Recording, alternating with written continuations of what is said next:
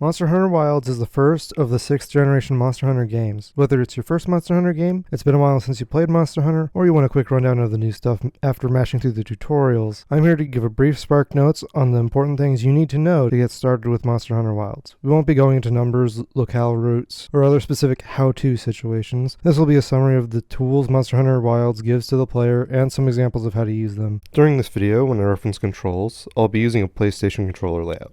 With all that said, let's get into it. Hopefully you know at least what the face buttons and triggers do in Monster Hunter. If not, rapid fire is stop button, draw a weapon. Right button, collect material. Left button, use item.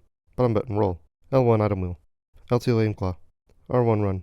R2, weapon draw and attack. On the subject of basic controls, pressing up on the D-pad calls your mount, which notably needs to actually run to you from wherever it's at to let you hop onto it. Once on your mount, press up again until it starts to turn on its own to automatically take the shortest route to the current waypoint, or wander aimlessly to collect resources if you don't have a waypoint set. Pressing right on the D-pad will call your mount if you aren't on it, then swap to your second weapon. Pressing left on the D-pad will open your mount's item pouch. This will hold any supply items, bonus supply items, and anything your palico and handler pick up. Your mount is still extremely strong, even if toned down somewhat from Rise. Your mount won't fight for you, but is still by far the best way to get around the larger locales in Wilds. Having covered how to get onto your mount already, you can also turn with the left stick as expected. You can also speed up or run by holding R1, and slow down with down on the D-pad. By pressing right button on the D-pad, you dismount. If you're running, holding R1, you will leap into the air off of your mount, which is one of the few ways to get an on-demand jump in this game. The others are running off a legend, the environment, or specific weapon abilities. There's some paths realistically meant only for the auto travel instead of the player when riding their mount, and it's a bit of a pain if you interrupt your auto run in the middle of one. In normal Monster Hunter fashion, make sure you collect everything you can when you're starting a new Monster Hunter game. You will need most materials at some point for crafting items in the future, most notably having herbs and honey stocked up, since bringing them leads to carrying double the mega potions before leaving on a hunt,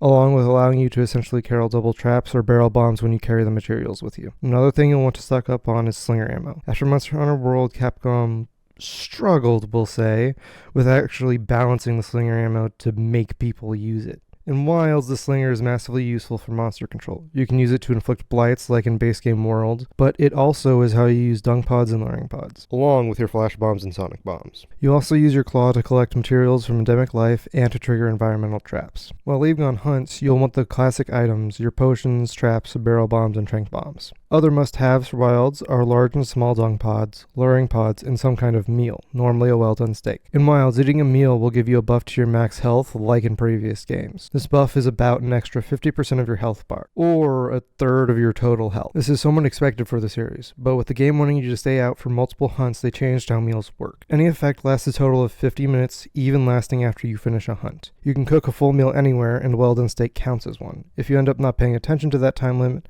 or not worrying about meal effects, well-done steaks are a must-have. The cooking minigame has changed slightly in Wilds. You have the classic of roasting the meat until you press the confirm button, but afterwards, you have a second rhythm part for getting more steaks the better you do.